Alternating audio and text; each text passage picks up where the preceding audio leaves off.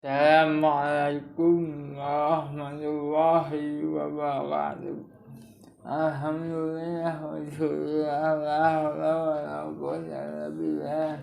Asyhadu an la ilaha illallah wahdahu la syarika lah wa asyhadu anna Muhammadan abduhu wa rasuluh. Amma ba'du. Para subscriber suara favorit yang dirahmati Allah.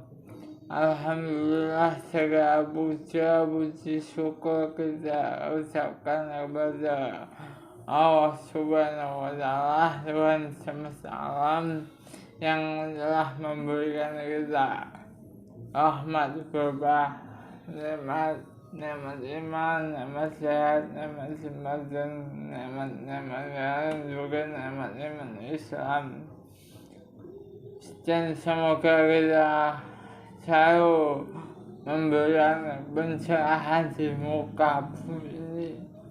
Kita di bumi ini tidak membawa apa-apa, nanti juga tidak akan membawa apa-apa. Salam dan salam, semoga selalu tercurah kepada baginda Nabi, seluruh baginda Nabi dan Rasul wabil khusus baginda Nabi Muhammad Sallallahu Alaihi Wasallam, untuk keluarga sahabatnya itu sebagai umatnya yang selalu memberikan kesejukan di muka bumi ini dan belajar kepada guru ustaz kiai ulama dan orang yang telah percaya, dan semoga akan mendapatkan syafaatnya di yaumul qiyamah. Amin amin Allahumma amin ya rabbal alamin. Bahasa subscriber suara difabel hadirin yang dimuliakan Allah, suara difabel sekalian. Tafsir ayat tentang puasa, tafsir ayat-ayat Al-Quran dalam berbagai Islam. Dalam berbagai spiritual, Al-Quran bukan hanya dibaca sebagai teks hukum atau sejarah, tetapi sebagai cermin jiwa dan jalan menuju kedekatan dengan Allah semesta alam. Tafsir spiritual surat Al-A'raf ayat ke-28. Allah berfirman, ingatlah hanya dengan mengingat Allah hati menjadi tenang. Ayat ini mengajarkan bahwa ketenangan bukan berasal dari harta, jabatan atau pujian manusia. Bahasa suatu fabel secara spiritual, zikir adalah proses penyambungan hati dengan sumber ketenangan sejati. Ketika hati jauh dari Allah Subhanahu wa Ta'ala, ia gelisah. Ketika hati dekat, ia damai walau keadaan sulit. Maknanya apa? Bahasa suatu fabel sekalian, ketenangan adalah buah dari kedekatan, bukan dari kelapangan dunia. Maknanya ketenangan adalah buah dari kedekatan, bukan dari kelapangan dunia. Tafsir surat Al-Baqarah ayat ke-186. Allah kabulkan doa orang yang berdoa. Allah berfirman, aku kabulkan doa orang yang berdoa apabila ia berdoa kepadaku.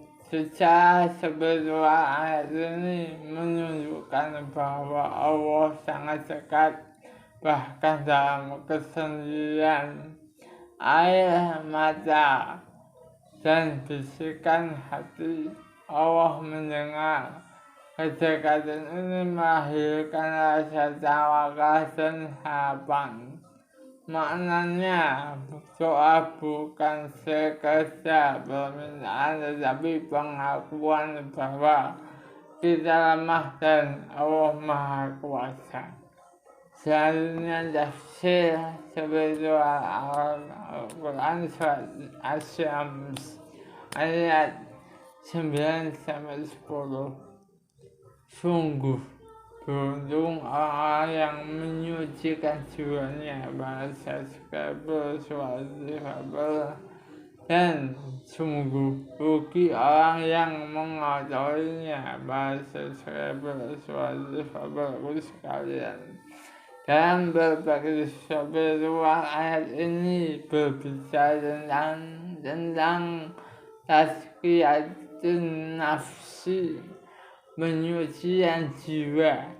Ibadah bukan hanya gerakan fisik, tetapi proses membersihkan hati dari riya, sombong, dengki, dan cinta dunia yang berlebihan. Bahasa suatu kabar. Maknanya, kesuksesan sejati adalah kebersihan hati, bukan kemewahan hidup. Tafsir spiritual surat Al-Ankabut 69. Allah berfirman, orang yang bersungguh-sungguh di jalan kami pasti akan kami tunjukkan jalan-jalan kami. Secara spiritual, hidayah bukan hadiah tanpa usaha. Ia datang kepada mereka yang berjuang melawan hawa nafsu, memperbaiki diri dan istiqomah. Maknanya, perjalanan menuju Allah membutuhkan kesungguhan, bukan sekedar keinginan. Hadirin bahasa suatu kabar untuk penutup, saya mengingatkan suatu kabar yang dirahmati Allah. Al-Quran adalah kitab kehidupan. Jika dibaca dengan hati yang mengubah jiwa, jika direnungkan ia melembutkan hati, jika diamalkan ia mengangkat derajat. Mari kita jadikan Al-Quran bukan hanya bacaan tulisan, tetapi cahaya dalam hati dan pedoman dalam tindakan.